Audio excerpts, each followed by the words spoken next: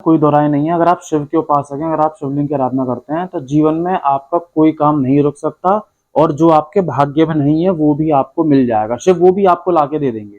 तो देखो हमारे 9 ग्रह आप सब जानते हैं। अब 9 ग्रह वो कैसी भी अवस्था में बैठे हो, कोई भी ग्रह, चाहे वो ऊंच का हो, नीच का हो, वक्री हो, अस्त हो, किसी में बैठा हो, और आप उस ग्रह से संबंधित चीज शिव को अर्पित करेंगे, शिवलिंग पर अर्पित करेंगे, तो वो ग्रह आपको अपने आप अच्छा फल देने का नंबर लगा देगा, है ना। तो मैं आपको शिवलिंग की A to Z हर चीज बता दे रहा हूँ, हाँ, उपाय से संबंधित। तो पहले ग्रहों का देख लेते हैं। 9 ग्रह हैं, 9 ग्रहों के लिए मैं आपको चीज बता रहा हूँ, नोट कर लेना। और मैं एक जगह मतलब लगवा भी दूंगा वीडियो पे कि सारी आपको मिल जाए, आप नोट कर पाए। तो सूर्य के लिए हमारा गेहूं हो गया। चंद्रमा के लिए दूध और चावल, दूध या चावल बहुत अच्छा काम करते हैं। मंगल के लिए मसूर की दाल, और साथ में आपका शहद, ये बहुत अच्छा, शहद बहुत अच्छा माना गया है। अगर बुध के लिए आप देखें तो एक तो बिल पत्नी हमारा बुध का हो जाता है ना। दूसरा साबुत हरी मूंग, साबुत हरी मूंग की दाल होती है, और अगर शिवलिंग पर अर्पण करें तो बुध आपको अच्छा फल देगा। गुरु के लिए अरहर की दाल और चने की दाल। शुक्र के लिए इत्र और दही। शनि के लिए आपके जो तिल होते हैं, काले तिल, और आपके साबुत काली मिर्च, साबुत है ना, साबुत काली मिर्च। और राहु और केतु के लिए जौ, भस्म, धूप।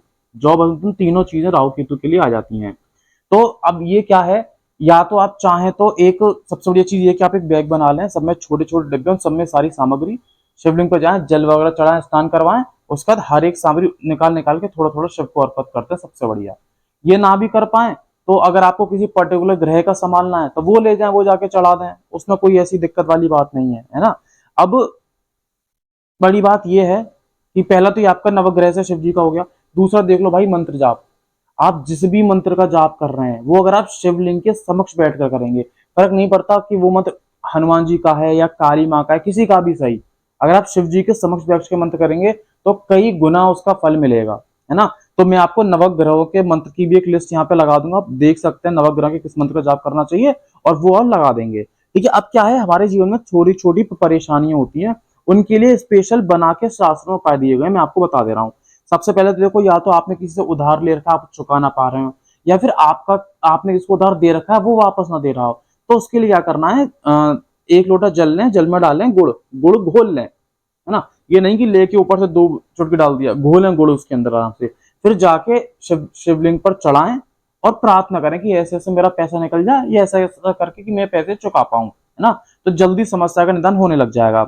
दूसरा देखें तो वैवाहिक सुख में कमी या फिर संतान सुख में कमी। अब संतान सुख से मेरा मतलब है कि संतान होने के बाद अगर मान लो संतान पढ़ नहीं रही है, संतान थोड़ी ज्यादा वैसी है, तब उसके लिए, या फिर आपके वैवाहिक सुख में है तो आपके लिए आपको करना है, दूध में शहद घोल के फिर वो शिव जी पर चढ़ाना है, लगातार चढ़ाएं आप। ठीक है। नेक्स्ट, अगर शनि की 7.5 है, शनि की महादशा है, शनि की ढैया है, कुछ भी है, तो जल के अंदर काले तिल मिला के फिर वो अर्पण करके आए। ठीक है। राहु केतु से रिलेटेड आपको कोई भी दिक्कत आ रही है तो नीले फूल जो होते हैं, नीले फूल वो शिवलिंग पर अर्पण करने का नंबर लगाएं।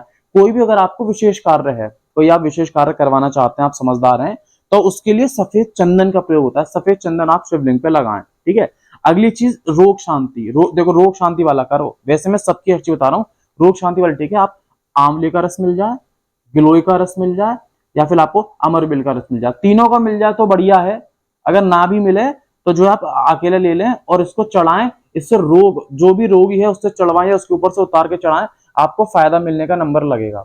एक धन प्राप्ति के लिए गन्ने का रस और कहा जाता है, बट गन्ने का रस से आप नोटिस करना कि चढ़ाने के बाद आपको सर्दी तो नहीं हो रही है, अगर सर्दी वगैरह हो रही है, जुकाम हो रहा है, तो फिर गन्ने का रस मत चढ़ाना, वैसे धन प्राप्ति के लिए गन्ने का रस माना जाता है। अब देखो एक चीज है, ये मैंने आपको सारे नवग्रह से रिलेटेड चीजें बता दी आपको, है ना, आपकी जो आमतौर पर जनरली बड़ी परेशानी, सबके उपाय बता दिए। लेकिन एक बात कहीं मत भूलना कि 1 लोटा जल हर समस्या का हल। भगवान आपके भाव देखेगा, तो भाव के हिसाब से किसी एक चीज को पकड़ के भी आप निरंतर करने लग गए। देखिए पूजा पाठ खाने की तरह है, जैसे आपको हर दिन एनर्जी के लिए खाना खाना पड़ेगा, वैसे आपको भगवान की प्रार्थना, भगवान का ये हर दिन करना पड़ेगा। तो कोई भी एक चीज पकड़ा, 1 लोटा जल ही चढ़ाते रहे, वो अकेले आपके सारे ग्रह संभाल देगा, सब कर देगा। निरंतर पूजा पाठ करिए। और पर्टिकुलर ग्रह की वाकई दिक्कत है तो मैंने आपको ग्रह के लिए बता दिया, आप उसे एक बार देख सकते हैं, कर सकते हैं।